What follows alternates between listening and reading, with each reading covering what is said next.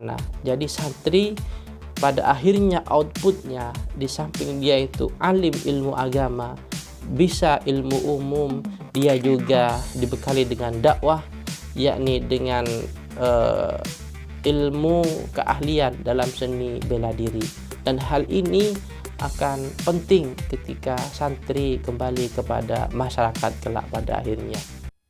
Assalamualaikum warahmatullahi taala wabarakatuh.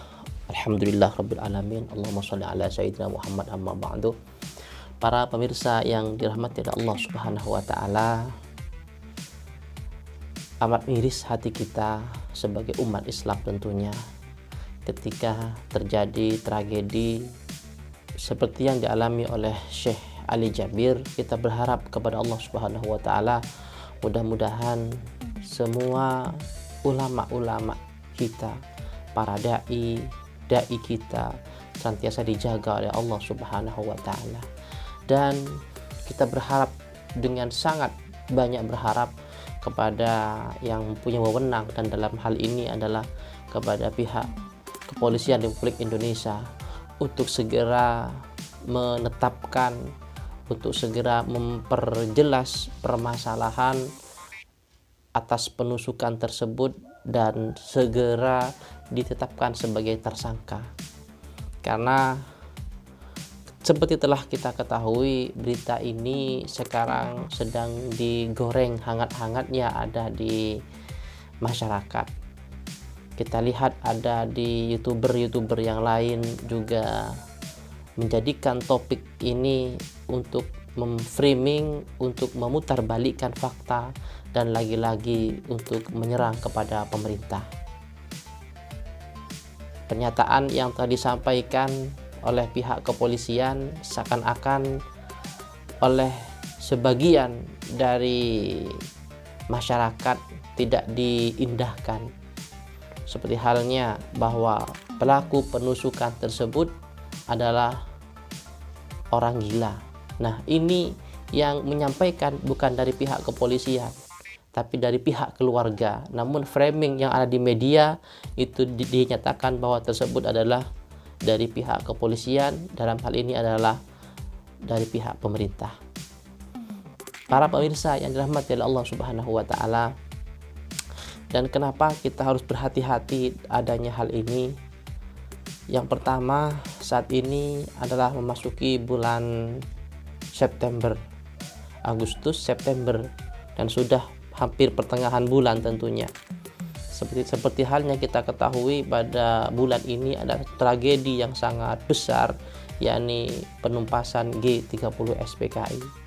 Lagi-lagi oleh sebagian pihak menyatakan bahwa pelakunya adalah PKI. Apapun yang terjadi di daerah kita, di negeri kita, selalu yang dikambing hitamkan adalah PKI. PKI dan PKI, seperti itu. Entah siapa yang mereka sebut PKI, namun dari narasi-narasinya adalah mereka yang tidak sependapat dengan kita, mereka yang tidak cocok dengan kita, bahkan kita dari Nahdlatul Ulama oleh mereka diklaim sebagai PKI. Sepertinya seperti itu. Nah, para pemirsa yang dirahmati Allah Subhanahu wa taala, dari kanal YouTube ini saya bisa menyimpulkan ada beberapa hikmah yang dapat kita ambil dari tragedi tertusuknya Syekh Ali Jabir yang sedang berdakwah, sedang bertablik. Yang pertama, hikmah yang dapat kita ambil adalah kita harus tetap waspada, harus tetap hati-hati. Kita harus tetap waspada, tetap hati-hati, dan tidak merasa aman. Karena apapun yang akan terjadi, kita harus siap. Kan ancaman itu selalu ada di setiap saat. Ingat dulu ada slogan yang cukup terkenal, kejahatan bukan karena ada niat dari pelakunya, tapi karena ada kesempatan. Kurang lebih seperti itu. Kejahatan bukan hanya ada niat dari pelaku, namun juga karena ada kesempatan. Oleh karena itu, waspadalah dan selalu hati-hati. Yang kedua, kita harus menjaga ulama-ulama kita, kiai-kiai kita dan guru-guru kita. Mungkin dari adanya hal-hal yang seperti dialami oleh Syekh Ali Jabir, bahkan ada yang sebelum-sebelumnya itu dapat kita ambil hikmah. Di antaranya kita harus menjaga ulama kita, guru-guru kita, kiai-kiai kita ketika saat bertablik atau saat adanya pengajian ataupun saat adanya bedah buku, kajian kitab dan yang lain sebagainya. Tidak salah jika penempatannya jadi di depan, di podium, di pentas itu kiai, dari belakang itu harus ada yang menjaga, seperti halnya tradisi pengajian yang ada di Nahdlatul Ulama, kiai-kiai kita. Karena apa? NU sudah mempunyai tragedi yang seperti itu. Kita kalau ingat pembunuhan yang dilaksanakan oleh orang-orang komunis pada waktu itu di Madura yang menewaskan kiai kita, Kiai Jufri. Ya, Kiai Jufri Madura dulu, tragedi itu sangat memilukan hati kita. Bahkan Ketua PBNU pada waktu itu Haji Idam Khalid sempat terbang dari Jakarta ke Madura untuk menyolatkan jenazah dari Kiai Jufri, dan beliau memberi gelar Syekhul Kabir, seperti itu kurang lebihnya. Jadi tradisi pengajian kita terapkan seperti semula. Jadi kiai kita di tengah, di belakang itu ada yang menjaga, biasanya dari barisan Ansor Serbaguna, dan di pinggir juga ada. Pengawalannya juga diperketat untuk menghindari hal-hal yang tidak diinginkan. Apalagi Jam'iyah Nahdlatul Ulama, oleh sebagian dari mereka yang tidak menyukainya, sudah ditargetkan akan dihancurkan paling lama 2030. Wal'iyadzubillah, dan Allah yang selalu menjaga Nahdlatul Ulama. Terus yang ketiga, pengawasan yang sangat ketat di lembaga kita, di lembaga pondok pesantren tentunya.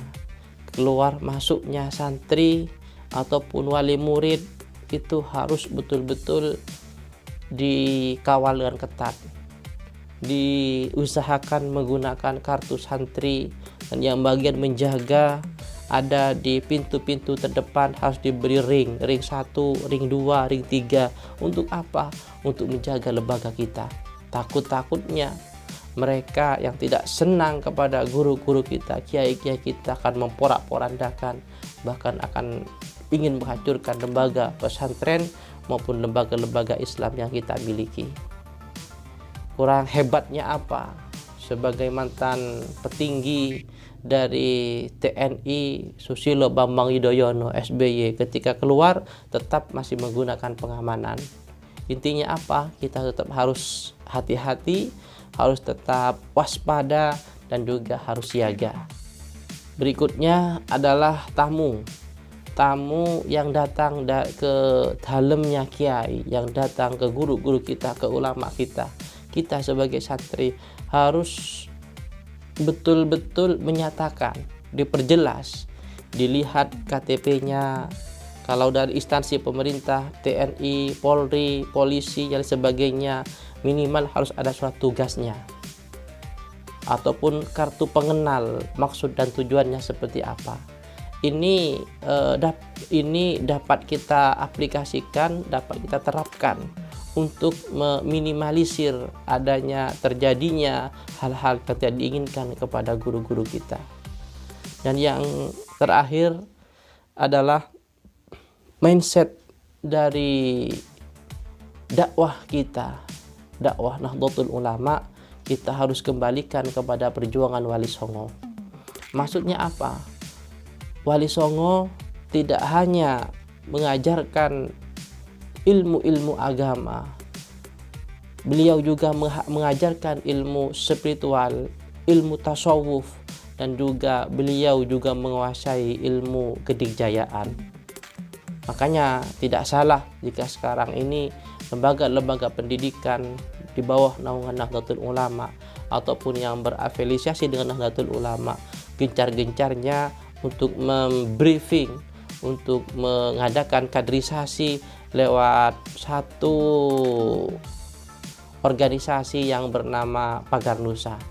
Pagar Nusa yang didirikan oleh Kiai Maksum Lirboyo. Ini harus kembali ke sana. Jadi santri pada akhirnya outputnya, di samping dia itu alim ilmu agama, bisa ilmu umum, dia juga dibekali dengan dakwah, yakni dengan ilmu keahlian dalam seni bela diri. Dan hal ini akan penting ketika santri kembali kepada masyarakat kelak pada akhirnya. Dan ini juga untuk menjaga santri di dalam menjaga guru-guru, kiai dan ulama dari serangan atau ancaman hal-hal yang tidak diinginkan. Para pemirsa yang dirahmati Allah Subhanahu wa taala, mungkin itu saja yang dapat saya sampaikan perjumpaan kita pada saat ini. Mohon maaf atas segala kekurangan dan harus tetap waspada. Assalamualaikum warahmatullahi wabarakatuh.